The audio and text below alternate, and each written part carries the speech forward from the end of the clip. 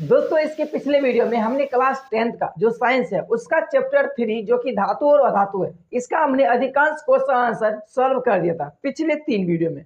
वो कुछ इस तरह से था, जो अध्याय का क्वेश्चन आंसर था यानी चैप्टर से, वो था आपको पार्ट 1 पार्ट 2 के रूप में।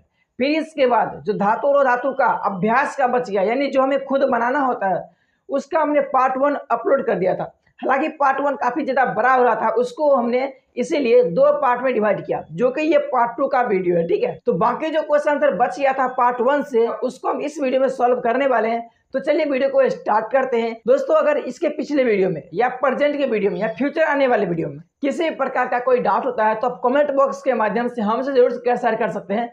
लेकिन अगर वीडियो पसंद आता है तो भी आप अच्छे अच्छे कमेंट हमसे शेयर कर सकते हैं, जिसको हम देखकर हमको थोड़ा मजा आएगा। बाकी चलिए वीडियो को स्टार्ट करते हैं और देखते हैं इस वीडियो के माध्यम से जो बाकी क्वेश्चन आंसर बच गया था उसके सॉल्यूशन को। अब देखिए हमारा क्वेश्चन नंबर 11 है, ऑक्सीजन के साथ संयुक्त होकर अधातु कैसा ऑक्साइड बनाती है।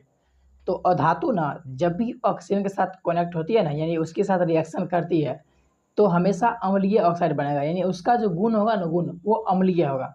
देखिए अधातु के ऑक्साइड अम्लीय गुण वाले होते हैं, अतः ऑक्सीजन के साथ संयुक्त होकर अधातुएं अम्लीय गुण वाले सहसंयोजी, कौन सा सहसंयोजी, यानी कि दोनों आपस में अपना इलेक्ट्रॉन को शेयर करते हैं, ठीक है, रिएक्शन होने के लिए, ठीक है, या फिर नया प्रोडक्ट बनने के लिए, और सहसंयोजी ऑक्साइड बनाती है। ठीक, अब नेक्स्ट देखिए 12 नंबर में, कारण बताइए। अब जो भी पॉइंट दिया होगा उसका कारण बताना होगा, जिसमें देखिए ए में है प्लेटिनम, सोना एवं चांदी का उपयोग आभूषण बनाने के लिए किया जाता है।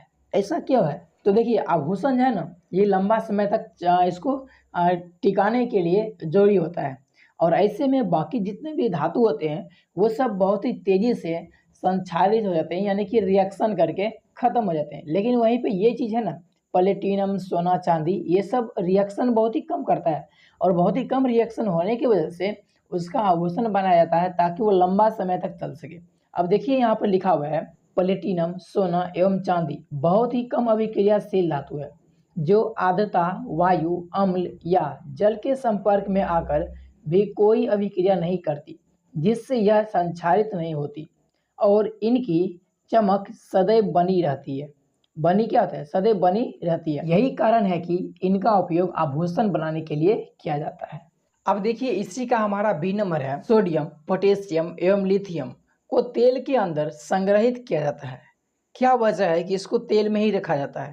तो देखिए तेल में ना ऑक्सीजन जो है ये प्रवेश नहीं करता है और उसमें रिएक्शन नहीं होता है, लेकिन ये सब नहीं, ये काफ़ी ज़्यादा रिएक्शन करने वाला, ये काफ़ी तेजी में रिएक्शन होता है, यानी कि बहुत ही ज़्यादा अभिक्रियाशील ये सब पदार्थ है। अब अगर इसको हम तेल में नहीं रखेंगे तो इससे ऑक्सीजन जुड़ेगा और ये रिएक्ट कर जाएगा, ठीक है, तो इसलिए इसको तेल में रखा जाता है। तो देखिए यहाँ पर सोडियम, पोटेशियम एवं लिथियम काफ़ी अभिक्रियाशील धातु है। ये वायु के संपर्क में आते ही बहुत तेज गति से हाइड्रोजन गैस बनाते हैं तथा काफ़ी ऊष्मा उत्सर्जित करते हैं, जिसके कारण हाइड्रोजन गैस में आग लग जाती है। अतः किसी अप्रत्याशित दुर्घटना को रोकने के लिए इन्हें केरोसिन तेल के अंदर डुबाकर रखा जाता है। यानी कि अगर कहीं ये तेल से निकल गया बाहर और ऑक्सीजन के संपर्क में आ गया तो इसमें इतना तेजी से रिएक्शन होता है कि आग पकड़ लेता है, और ऐसे समय में हो सकता है वो किसी गाड़ी में हो, किसी लैब के अंदर हो, कहीं भी हो, तो आग लगने का संभावना बढ़ जाता है, ठीक है, इसीलिए इसको हमेशा तेल में ही डुबा कर रखा जाता है। अब देखिए हमारा सी नंबर क्वेश्चन है, एल्युमिनियम अत्यंत अभिक्रियाशील धातु है, फिर भी इसका उपयोग खाना बनाने वाले बर्तन बनाने के लिए किया जाता है। जैसा कि अब यहाँ पे एक चीज़ है, इस क्वेश्चन से लगता है कि अगर कोई अभिक्रियाशील धातु है और उसका प्रयोग अगर खाना बनाने के लिए, खाना बनाने वाले किसी भी मतलब किसी भी इक्विपमेंट के रूप में अगर हम प्रयोग करते हैं तो हो सकता है उसका स्वाद बिगड़ जाए या फिर वो जहरीला हो जाए, ऐसा सिचुएशन बन सकता है। लेकिन फिर एल्युमिनियम के साथ ये क्यों नहीं होता है? तो देखिए एल्युमिनियम में जो रिएक्शन होता है ना, इसका रिएक्शन होने का तरीका थोड़ा अलग है। अभी होता क्या है कि जब एल्युमिनियम से कोई ऑक्सीजन संपर्क में आते रहता है तो उसमें क्या होता है, वो एल्युमिनियम ऑक्साइड बना लेता है रिएक्शन होने के बाद, ठीक है। अब एल्युमिनियम ऑक्साइड का जो यौगिक है ये उतरता नहीं है, बल्कि ये ना एल्युमिनियम के ऊपर में एक परत बना लेता है। अब जैसे ऊपर में परत बना लिया है तो अब नीचे में जो एल्युमिनियम बच गया, क्योंकि नीचे में जो एल्युमिनियम है उसके लिए तो ये चद्दर का काम किया नहीं, यानी ऊपर में परत जमा दिया, अब नीचे में ऑक्सीजन का संपर्क आएगा नहीं। अब ऑक्सीजन के संपर्क होने वाला है नहीं नीचे में, तो नीचे वाला जो बर्तन है वो सुरक्षित रहेगा। और यही रीजन की वजह से एल्युमिनियम का उपयोग खाना बनाने वाले बर्तन के रूप में किया जाता है। ठीक, यही चीज़ है। देखिए, एल्युमिनियम हवा में उपस्थित ऑक्सीजन के साथ अभिक्रिया कर एल्युमिनियम ऑक्साइड बनाता है, जिसकी एक परत एल्युमिनियम पर चढ़ जाती है, जो एल्युमिनियम को पुनः ऑक्सीजन से प्रतिक्रिया करने तथा उसे खराब होने से बचाती है। और एल्युमिनियम ऊष्मा का अच्छा चालक है।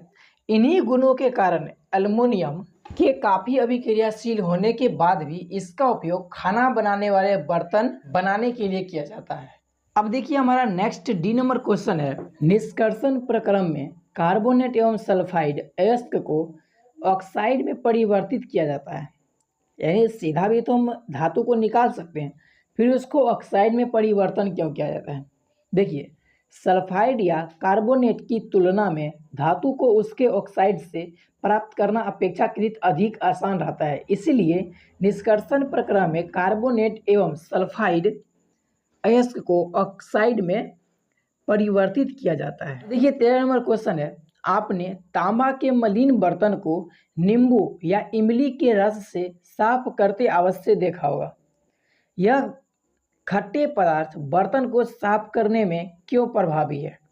रीजन पूछ रहा है, क्योंकि बर्तन जब गंदा होता है तो उसमें वैसे अक्सर आपने गांव घर में सुना भी होगा कि नींबू का प्रयोग किया जाता है, कोई खट्टा चीज़ का प्रयोग किया जाता है, या फिर कोई दुकान से ही सामान मंगाता है ना, जैसे कि कोई बर्तन साफ करने वाला जो भी प्रोडक्ट होता है उसमें खट्टा का अंश होता है।